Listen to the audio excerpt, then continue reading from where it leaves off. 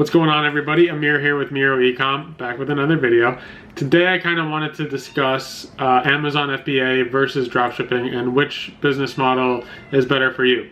I have experience in both. Actually, I'm playing with the spinner here. This is one of the first things that I sold on Amazon. The first thing I sold was a portable coffee machine, and then the second thing that I sold on Amazon and I had great success was the spinner back in 2017 when it was very trendy.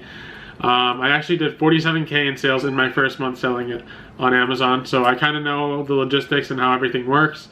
And yeah, so with Amazon, let's get started with Amazon.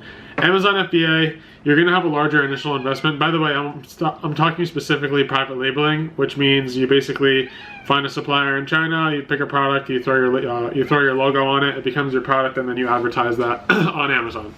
So I started with that. The thing is, with Amazon FBA, you're going to have a really large initial investment. When you buy from China, you need to buy in bulk, and in order for it to be worth it for you, you kind of need to order a lot because shipping costs are really high. So yeah, you're gonna have a large initial investment. With Amazon, the logistics are super easy. Basically, you'll get all the products from China, and then you'll send it directly to Amazon, and then they deal with all the fulfillments and everything, and you don't have to worry about any of that. So that's one of the great things with Amazon. If something's Prime, somebody's more likely to buy it. If you're gonna be a merchant seller on Amazon, don't even bother because nobody buys stuff that's not really Prime. One of the issues you might have with Amazon FBA is you're going to need to buy barcodes, and there's a lot of, you can buy like fake barcodes and use them and you can get away with it, but I've heard horror stories of people getting like sued or something, or you know, you can get in trouble for using fake barcodes with Amazon. So that's something to consider if you're trying to like start a brand and go large with that. You're going to have no order fulfillment issues because Amazon takes care of all of that. So that's one of the really big pros with Amazon. You get free traffic from Amazon, but obviously when you first post a new product, you're not going to get like a crazy amount of people looking at your page. You're going to have to advertise it. You're going to have to do giveaways. I'm not really up to date with how to kind of drive traction towards your product on Amazon, but I guess that's something you can look into. When I was doing it back in 2017, you had to do giveaways. You had to get reviews, and you had to basically analyze the market that you're in and see that if it's worth you trying to jump in and take a little bit of the market share. Another thing about Amazon FBA is the Amazon fees and the FBA fees can destroy your margins, especially if you're selling low ticket products.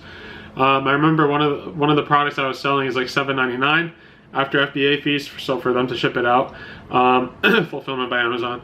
That's about like $3.99 on a $7 to $8 product. That's already $4 off. So you subtract your product cost. I think for me it was $1, and then Amazon fees on top of that. So like basically a $1 item that I was buying and selling on Amazon for $8, I was getting back like 50 cents to $1 on each one. And then also you don't forget you need to market it. Yeah, so I was getting back 50 cents to $1 after marketing fees. You know, pay per click on Amazon and whatnot. So yeah, that's another thing. Margins get completely destroyed if you're selling low ticket products. If you have products on Amazon, you're going to have inventory fees if you don't sell them. That's also really annoying. I think it happens once every while. They don't charge you like monthly or whatever. They have like special days where they charge everyone their monthly fees, if I remember correctly. Inventory replenishment. So like say you do throw a product on there and it sells really fast. With China, they usually have like express shipping, like if you want to order your product, but then there's also lead times, there's shipping times, and then you receive the item and then you got to ship it to Amazon. There's time between there. So there's sometimes I've heard that you can just send it from China directly to the Amazon warehouse, but I don't usually trust. I don't trust that. I like to look at my products when I get them, make sure everything's good, and then send it over to Amazon. But that's something to consider. You're going to have really long like lead and shipping times to get everything going. Even if you don't order by sea, you can order express shipping. You're still going to have it's still going to take you at least like a week of lead time, then a week to ship to you, and then a week it usually takes around 3 weeks to get your product from China to Amazon, I would say. On Amazon, FBA is kind of hard to sell trendy items because of that, the 3-week thing. I remember I used to sell like these dad bod fanny packs. They sold like wildfire, and I would buy, I think I bought like $500 or $1,000 of inventory, and they sold within a week. And like, it was a really trendy item. Like by the time I got it, from here to Amazon, from China to Amazon, I was able to fully get rid of my inventory within a week, and then I had to order more. But then by the time I ordered it, the trend was dying, and I had to stay with a little bit. Same thing happened with the spinners too, actually. I ended up sitting on like $6,000 of inventory. And then there was like this lead issue where like I think the spinners were giving people lead poisoning. So unless you had a special certificate, you were basically shit out of luck. You had to get your stuff out of Amazon. And I had 3,000 units in there. In order to get your stuff out of Amazon, you got to take it out one at a time, which costs 50 cents per product. Or you can pay them 15 cents to just completely dispose of the item. So I ended up having to pay about $1,500 to just dispose. I forgot how much it was. It was 15 cents per item times 3,000.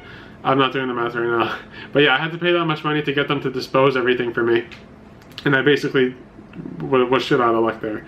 Advertising, I think, is a hit or miss. Like at least with Facebook ads, like you kind of like can see your data. On Amazon, I thought it was kind of hard when you created the campaign, and I think you were just like, you were putting a budget and you were just throwing it out there and being like, okay, like, you know, I either get a sale or I don't. So yeah, I didn't really like advertising too much on Amazon. And then another thing is product research is a pain. Is a pain. Like you have to use Jungle Scout, you have to analyze, you have to like look up your own shit. Like there was no like proven methods for product research, at least for me back in 2017 when I was doing it. Returns, you have no say. And like, you know, on Amazon you can easily like buy something and return it right away without even paying for the there's no penalty for returning on Amazon. So that's something you got to consider. People will be returning your products like crazy. And yeah, so that's all I kind of have for Amazon FBA. Now let's go towards dropshipping. Dropshipping is what I've been doing as of recently, and I'll let you know why towards the end. With dropshipping, you have very low startup costs. I created a video with how much you actually need to dropship. I'll put that in the bio. You have very high scalability potential with dropshipping. It's literally just Facebook ads. You know, if it does well, there's scaling methods. I'll try to make a video on scaling. But yeah, you have very high scalability. If it's doing well, you just literally pour more money into it, and then the money comes your way. You also have the potential to private label a product, just like Amazon. So like you start selling it, if it does well, and you want to create a business out of it, then you can start private labeling it. Then you can move to Amazon if you want to, but you can test out the products before, you know, throwing in that large initial investment to buy products in bulk. It's on Shopify Dropshipping, it's a lot easier to sell trendy items, like the spinner. I know, like if I could go back to 2017 and I knew how to dropship, I'd probably have done that with the spinners rather than Amazon, because I would avoid all the lead times and everything. I would have avoided having all the items in the warehouse. My cat keeps on meowing. I hope you guys can't hear him. I hope he's not annoying you guys. I hope you can concentrate on me. So yeah. It's easy to sell trendy items when you're drop shipping. There's awful shipping times. ePacket, as you know, takes minimum 3 weeks to get to the customer, and that can give you other issues down the line, like disputes, chargebacks. You're going to have to be ahead of the game on your responding to emails with customer service. So that's something that you kind of avoid with FBA. I kind of miss that a lot. But with dropshipping, you can just hire a VA from like the Philippines and pay them like $3 to $5 an hour to just handle all the emails for you.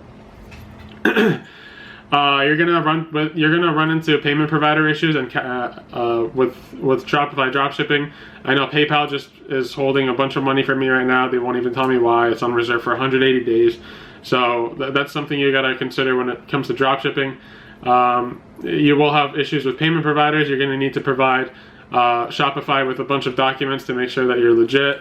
You're gonna have to provide invoices sometimes. Dropshipping is a very looked down upon model when it comes to, well, at least China dropshipping, because the shipping times are so long.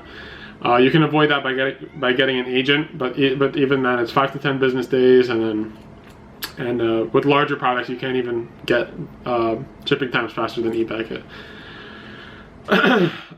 Marketing efforts needed are much higher than FBA. So like the whole thing about dropshipping is you need to have a creative with a good angle, with a good marketing angle. You need to, like, everything is with your ad creative, right? Like nobody's gonna buy your product unless you can convince them to buy it, and you're gonna get no traffic to your website. Like Amazon, you get standard, like, you know, somebody looks shit up, like they're already on Amazon, they can find your product. But with dropshipping, nobody's ever gonna find your product unless you advertise it, and nobody's ever gonna click on it unless you can convince them that they need this item.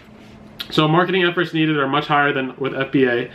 And then you can also, I mentioned this before, you can build a brand through dropshipping, and then you can start using Amazon as a fulfillment if you wanted to. I don't know why you would want to do that, because they just destroy your margins with their fees and everything. But yeah, that's also something to consider if you want another, what's the word? Another form of traffic. I don't know, I'm getting a brain fart right now. Dropshipping is very, the game is changing very fast. So like, I remember when I got into dropshipping years ago, but I was always just failing at it and just pouring money into ads, and I was like, fuck this, I'm not doing this anymore. But yeah, the game is changing very fast, and you need to adapt. Like in the past year, I think everyone's like changing to one product stores. I know there's something I'm working on right now that I don't want to really give up until I know that it's going to work. But there's different ways. There's different things that people do with dropshipping. You got to just stay ahead of the game, or else you're just going to fall behind. And people are kind of they're not falling for the dropshipping trick anymore. People are going to know your products from AliExpress, so you really need to try hard with dropshipping to make it. Now, I don't really do anything on FBA Amazon anymore. I kind of had like 1 or 2 products that were selling on Amazon that I kept on reordering and sending back, but they're losing traffic, and like I'm kind of like I just started now actually. Like I'm not really selling them anymore, so I don't know if I want to go back and do it or not. But yeah, I've kind of been focusing completely on dropshipping because there's a very in the short term, there's a very, very high potential for having a crazy amount of like cash just bursting your way. So that's why I've been going into dropshipping, putting like I've been going all in on dropshipping essentially. But I'm kind of on pause right now because of the coronavirus. I can't really do much. So yeah, I've just been trying to study and trying to teach. One of the best things that you can do to strengthen your skills actually is to teach. In my it's pretty much a proven fact. Like the more you talk about it, the more you teach people, the better chance you have of it sticking in your head. So that's what I'm kind of doing with these YouTube videos. I hope you guys are enjoying my content. If you guys do enjoy the content, please like, comment, subscribe. We have a Facebook group. Feel free to join the Facebook group. And yeah, thank you for watching. And if you guys have any suggestions for videos, please just leave it in the comments. And I really enjoy making them, so I hope you guys are enjoying watching them. And yeah, have a great day, everyone. I hope this was beneficial to you.